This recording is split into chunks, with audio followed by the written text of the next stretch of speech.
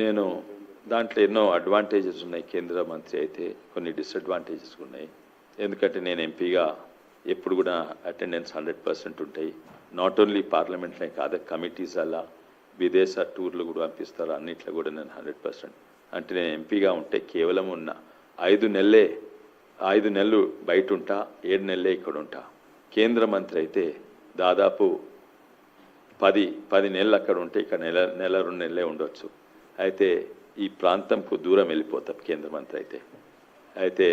కానీ నాకు కొన్ని సబ్జెక్ట్స్ మంచిగా నాలెడ్జ్ ఉంది, దాన్ని దేశానికి కాంట్రిబ్యూట్ చేయవచ్చు. నాకు రాజకీయంగా నష్టమవుతుండొచ్చు కేంద్ర ప్రభుత్వం అయితే, ఎందుకంటే మా ప్రజలతో దూరం అయితే, కానీ నాకున్న నాలెడ్జ్ కాంట్రిబ్యూట్ చేయవచ్చు. ఏది పార్టీ ఏం నిర్ణయం తీసుకుంటే ఆ నిర్ణయంకు కట్టుబడి ఉంటాను.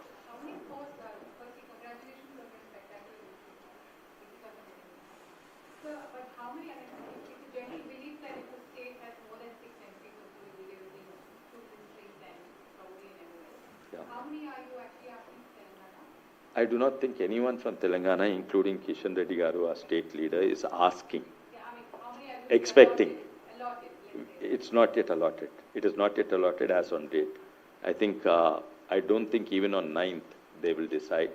They will decide only a few cabinet ministers, cabinet posts, and over the next 2-3 weeks, then they'll decide the next 1 week, they'll decide the other cabinet ministers and the MOS.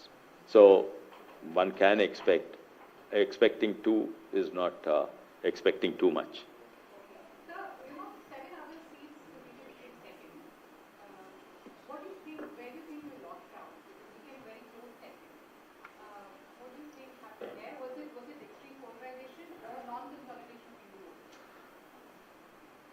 Hindu votes are never consolidated. It's the polarization of the minority votes that affected us.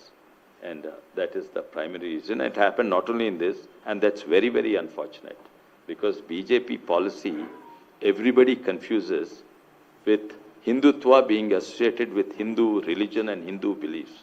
Hindutva means nationalism, Hindutva means nation first.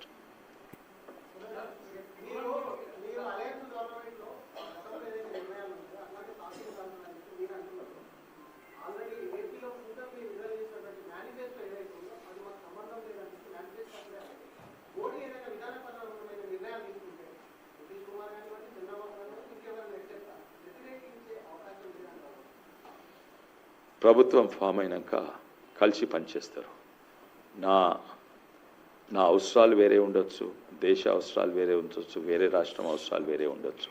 కానీ ఒకసారి చంద్రబాబు నాయుడు గారు కూడా statement ఇచ్చిండ్రు, మేము తప్పనిసరిగా ఎన్డీఏలు ఉండి కలిసి పనిచేస్తామనే అర్థమే అది. నా మేనిఫెస్టో వేరే ఉండొచ్చు, మీ మేనిఫెస్టో వేరే ఉండొచ్చు. మనం ఇద్దరం కలిసి పనిచేసినప్పుడు కొన్ని కాంప్రమైజెస్ ఉంటాయి తప్పనిసరిగా.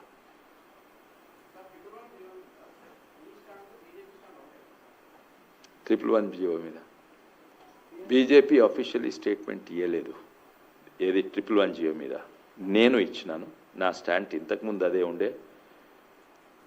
పర్యావరణను కాపాడుకుంటా డెవలప్మెంట్ కావాలి. ఇప్పుడు ఎట్లయితుందంటే జియో 111 డెవలప్మెంట్ ఆగిపోతుంది, లీగల్ డెవలప్మెంట్ ఆగిపోతుంది, ఇల్లీగల్ డెవలప్మెంట్ అవుతున్నది. అది తీసేసి జియో 69 తీసుకొచ్చిండ్రు. అది ఇంకా ఘోరమైంది, దాంట్లో ఏమీ చేయరాదు. నేను అనేది ఏంటంటే జియో 111 తీసేసి దాన్ని సస్టైనబుల్ డెవలప్మెంట్ జోన్ చేయాలని నేను ఇప్పుడు కాదు, 5 ఏళ్ల కింద కాదు, 9 ఏళ్ల కింద centre for economic and social స్టడీస్లో అందరు సైంటిస్ట్ తోటి రాజకీయ నాయకులతోటి ఒక పెద్ద కాన్ఫరెన్స్ పెట్టి ఆ డాక్యుమెంట్ తీసినాము. అదే డాక్యుమెంట్ నేను కట్టుబడి ఉన్నా.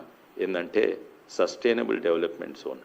నేను ఫస్ట్ టైం ఎంపీ ఉన్నప్పుడు ఫస్ట్ టైం పార్లమెంట్లో కూడా ఇది డెవలప్మెంట్, పర్యావరణం కాపాడు ఒకదానికొకటి వ్యతిరేకం కాదు, 2 కావచ్చు. ఇట్లాంటి ఉదాహరణలు వేరే దేశంలోని నేను ఫస్ట్ పార్లమెంట్ స్పీచ్లో, నా మేడిన్ స్పీచ్లో అదే చెప్పినాను.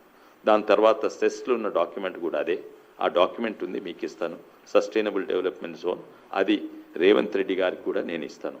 ఇది మీకు మంచిది, మా ప్రాంతానికి మంచిది, రాష్ట్రానికి మంచిది.